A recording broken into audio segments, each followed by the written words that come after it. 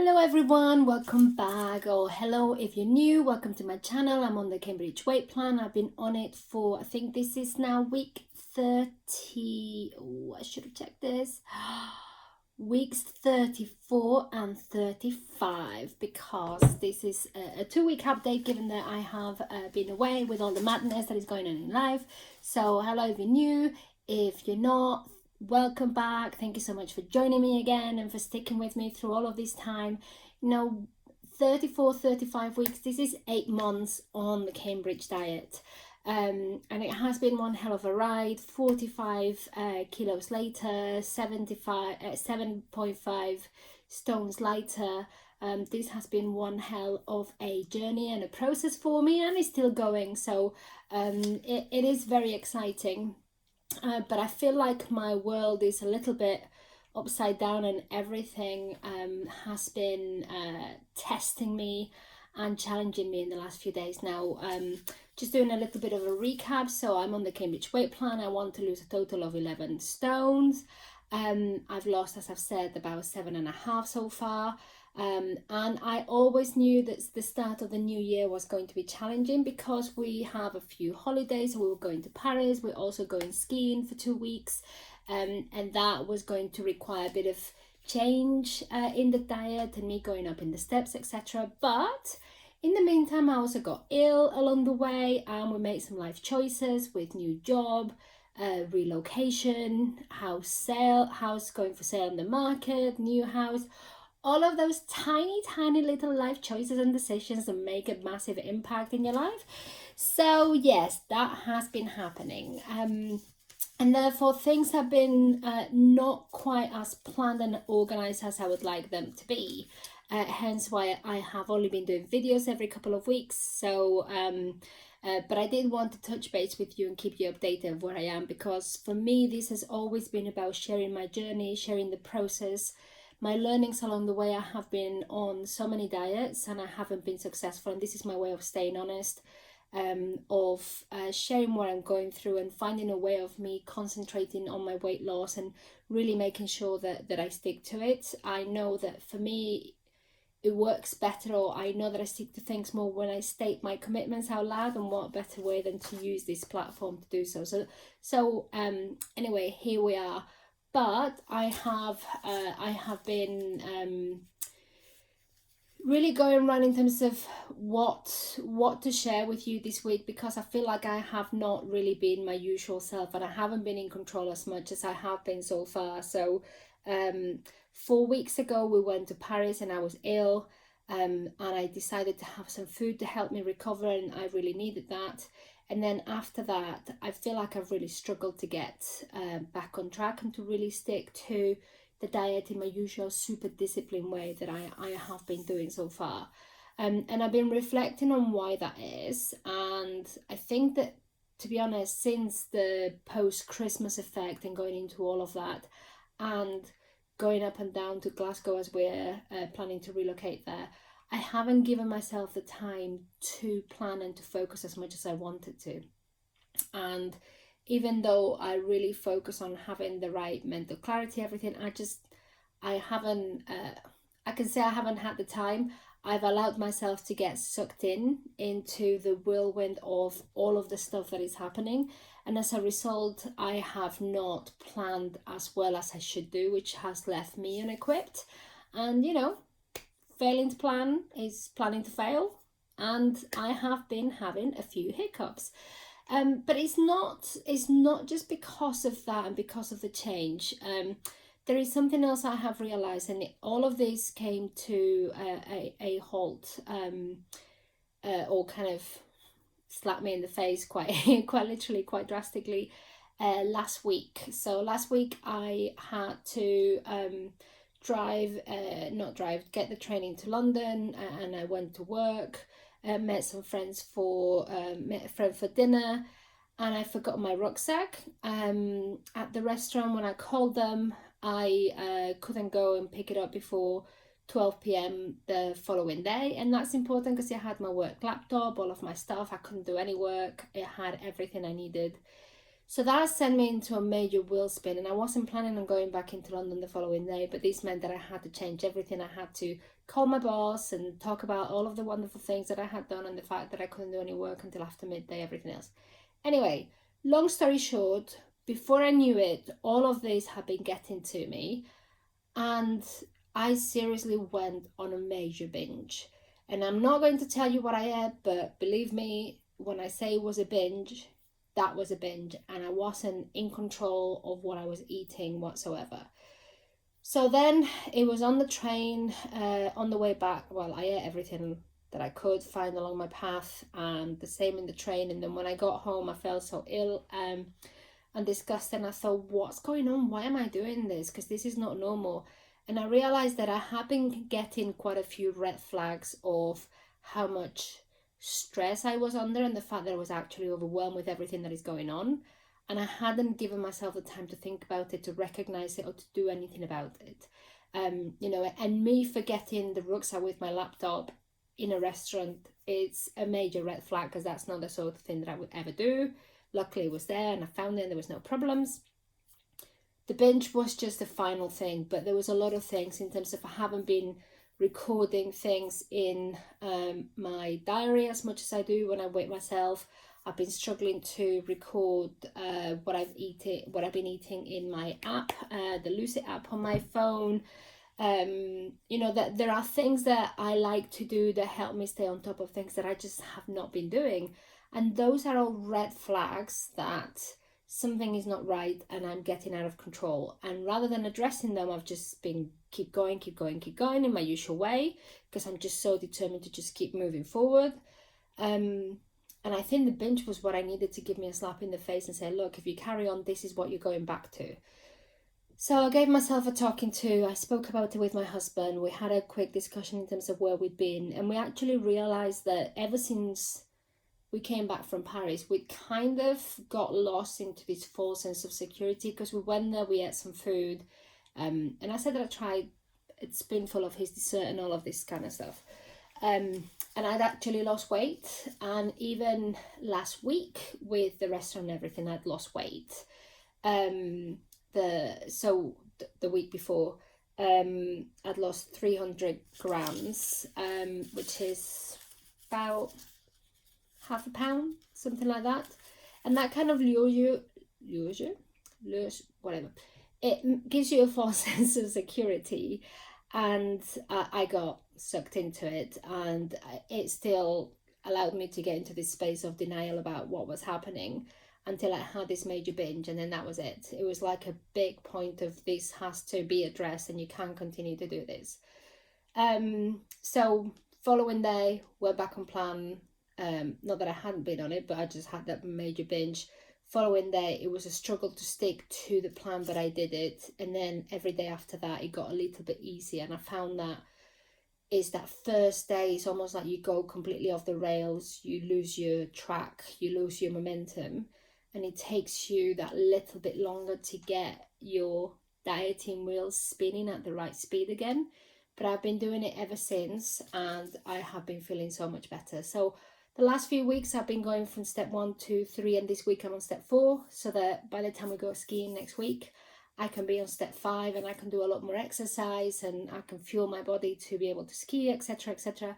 So I am eating to plan to step 4, which is 1200 calories, 2 products a day, and then the rest is food.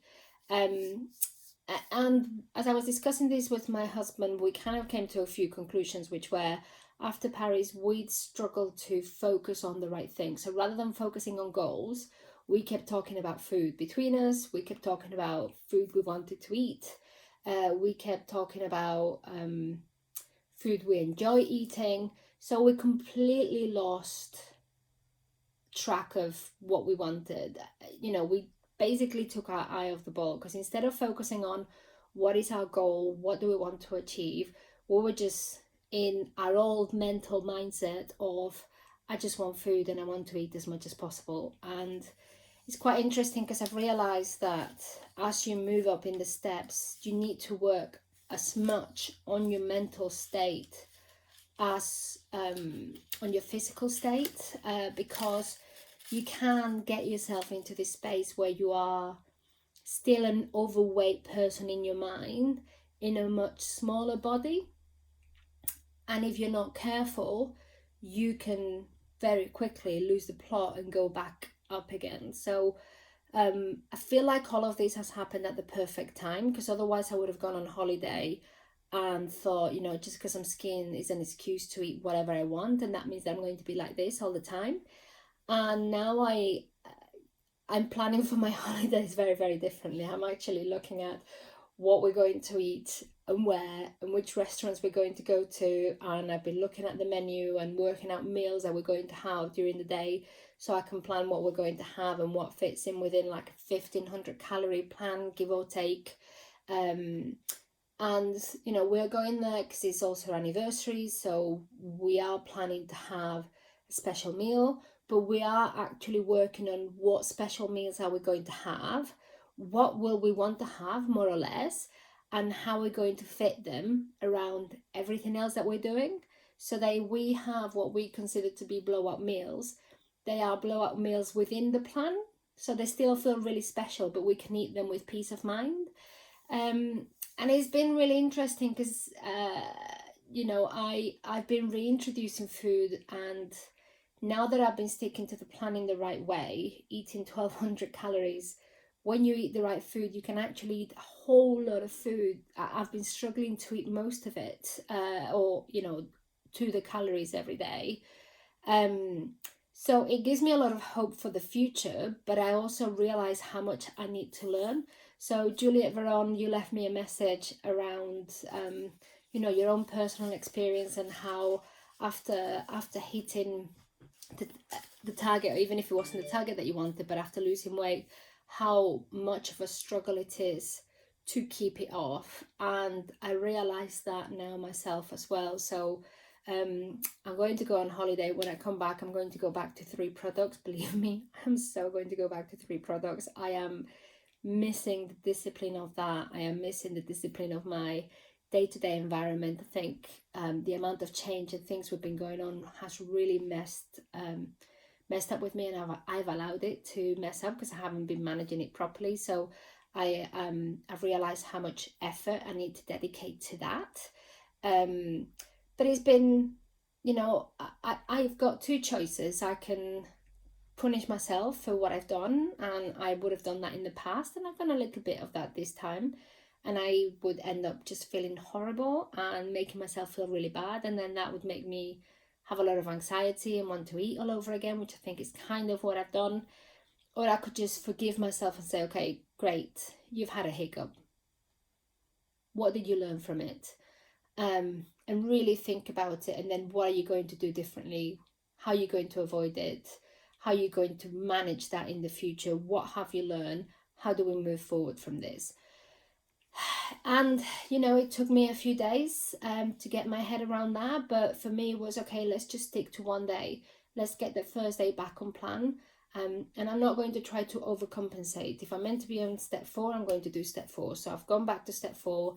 I did it for 1 day and it was okay. I did it for 2 days, it got better. I did it for 3 days, it got a lot better.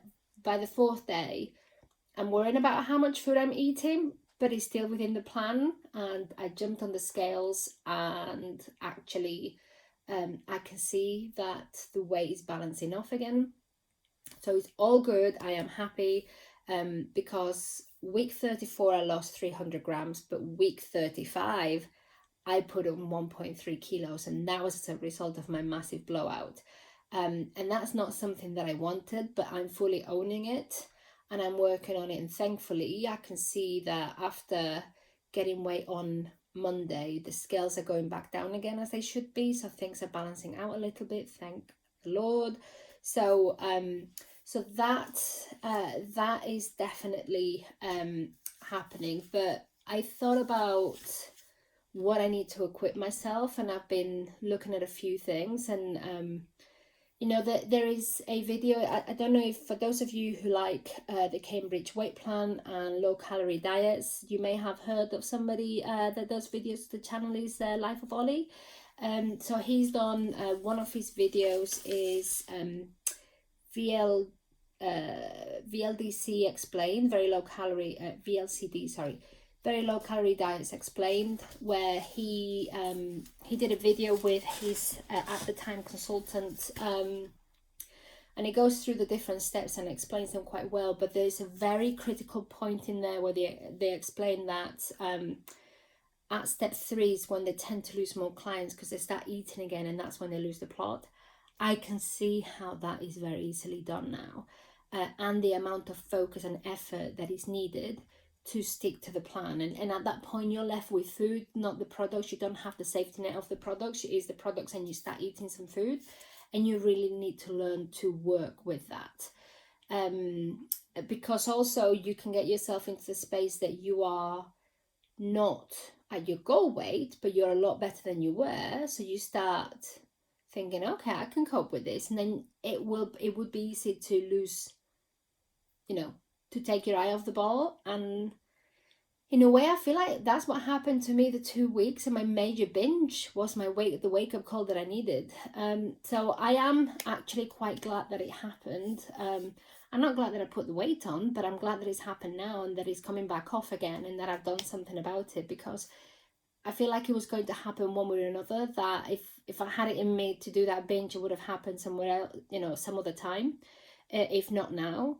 And the other thing that I've realized as a result of that is how much stress and tiredness really affects my ability to make the right decisions and to concentrate on the right things.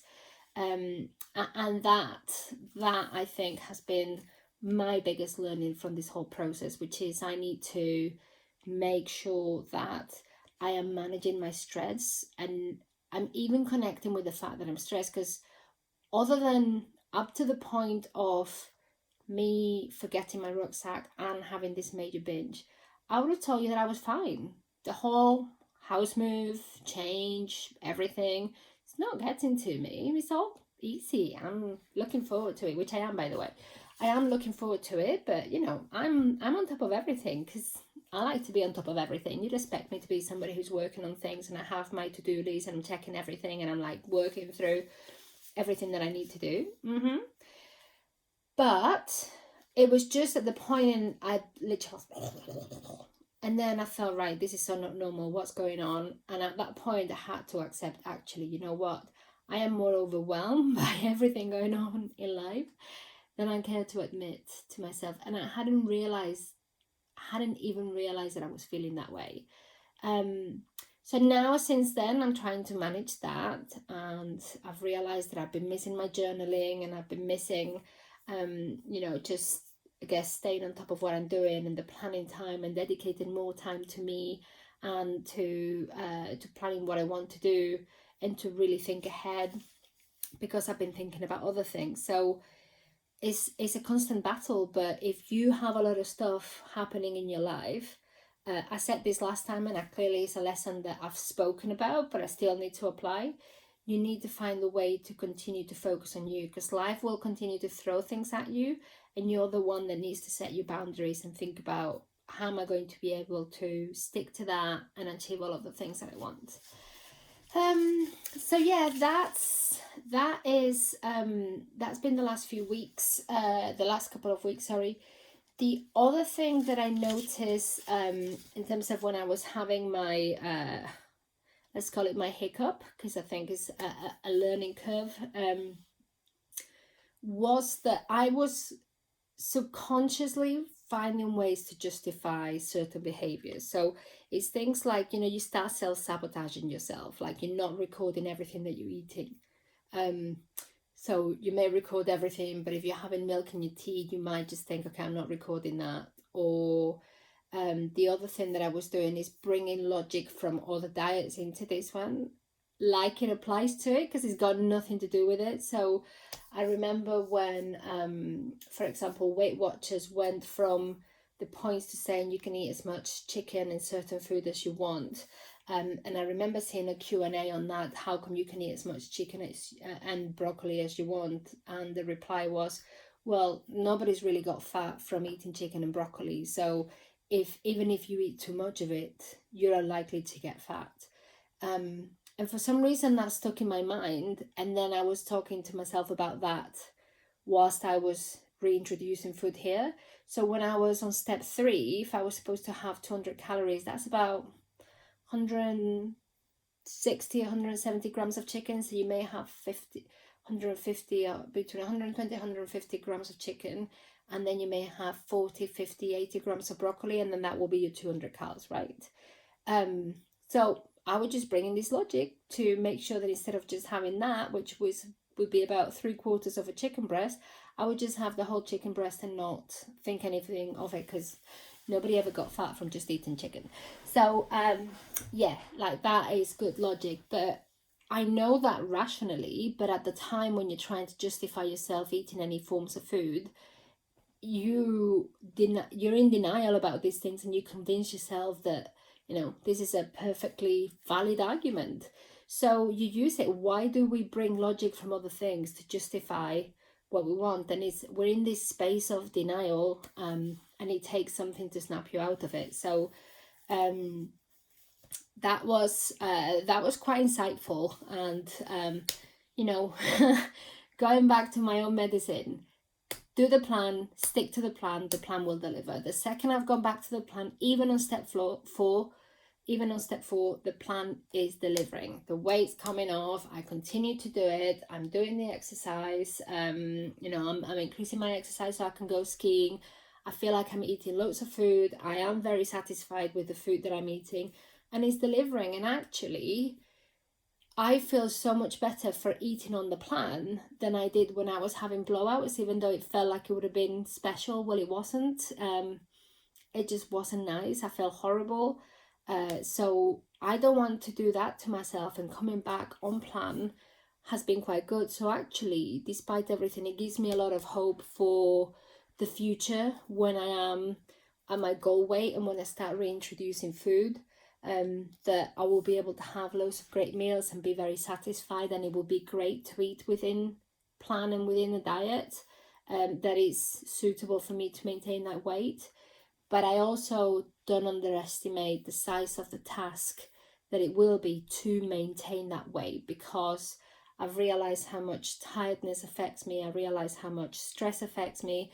And sorry, gents, I know you don't want to hear about this, but I've also realized how much having my period affects me. In the week before it, I am like a massive craving monster. But actually knowing that helps me to think, okay, more water is needed, more liquid, something to keep me full, something to keep me satisfied, and just know that even if I have cravings, I just have to live through it, because I can't give in to it. So, you know, it's an unusual thing to say that I've had a major hiccup, but actually I'm taking a lot from it. So I'm glad that it has happened now, when I can do something about it, and I know that I'm still going to go back on plan, as opposed to doing it later on when I've already achieved my goal weight or close to my goal weight, and be at the point where I might be more willing to give up. So I feel like this has been a critical learning point. But you know, I need to stick to it, and I'm going to go on holidays. I've got my plan of action. I'm going to stick to it. I'm going to stick to my 1,500 calories a day, except for 2 days that I'm going to have 2 meals that are not going to be on plan. I'm okay with that. I'm going to mix those with very high skiing days, so that we can at least and I can at least compensate a little bit for the additional calories, and the rest of the time is going to be 1,500 calories a day, and I'm going to be happy with that. So I'll take it as it comes, and see where I get to. And let me just see, is there anything else that I wanted to go through? Spoke about that. Spoke about the routines, and I'm so happy to be back at home and following my routines. I can't even begin to explain to you. So I'm going to be missing that, and going forward is going to be a little bit weird. So you'll have to bear with me, because I'm probably not going to be able to vlog anything for the next 2 weeks whilst I'm away, so apologies for that. If I can, and if I get a little bit of time, I might do, but I can't commit 100% to doing it because I don't know what we will be up to. I may have no energy after skiing all day. I'll just be comatose and wanting to have a rest. But it's been really fun buying clothes for skiing, because I've been buying primarily size 16 for everything instead of other sizes, except for the bottoms is more like an 18, just primarily because of my waist. But after 8 months going from a size 26, 28 to a size 16, I could not be happier. But I'm still determined to come back and for the summer try to get to at least a size 12, if not a size 10. We'll see how I get where I get to. But it's been fun to get the clothes. I got a new swimming costume so that we can go, the hotel that we're going to has a jacuzzi, and that's amazing post skiing, so you can let the muscles relax. But also there is a place where you've got we're going to Banff in Canada, in near Calgary in Alberta, and there is a hotel called Banff Springs where they have they have an outside swimming pool, so you could be in like these thermal waters but out in the freezing cold weather. I'm so looking forward to that. So the fact that I'm going to be braving that and I've got a swimming costume for that is so exciting and amazing. I can't wait for it.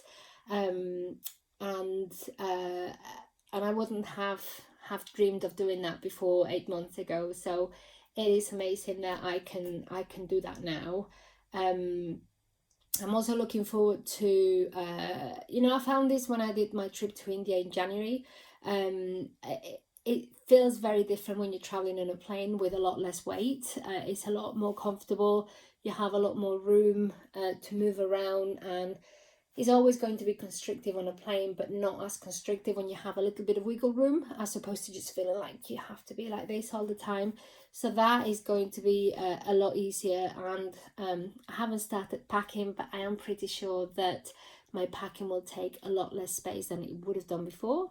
So that will be interesting to see. But the other thing is I'm also making plans for when I come back to make sure that I go back on plan. So that I don't just come back and go straight from holiday mode to just continue. I want to come back, go cold turkey straight into 3 products again, and then just pick up where I left it and then continue to my goal weight, because I am determined to do that. But 2 weeks away now to go holiday. When I come back, I have 2 weeks back, and then I'll have so I'll probably vlog when I come back. I'll try to vlog during those 2 weeks for sure. And then I have 1 week transition whilst we move to Glasgow. Don't know what's going to happen that week. And then I start a new job straight after that. So those 2 weeks after might be a bit crazy.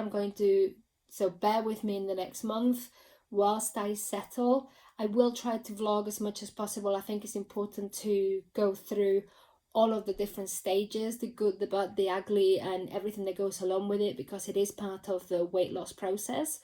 And then hopefully by towards the end of March, I will build my new routines, and then I will be able to just get back onto just the normal rhythm of this is what I'm doing, this is my progress, then sharing with you, doing my usual vlogging, etc, etc. But it just goes to show how easily you can be sidetracked because of all of these things happening. So I think I had underestimated that a little bit, but I am learning, like I say, and it is still going well. I'm happy that the weight's coming back off, and like I said, it's important to recall all of the different stages, because no matter what we would like to think, life doesn't always go according to our plans, and there will always be ups and downs and things that happen, and this is about learning to deal with them. So I think it's important to share that too.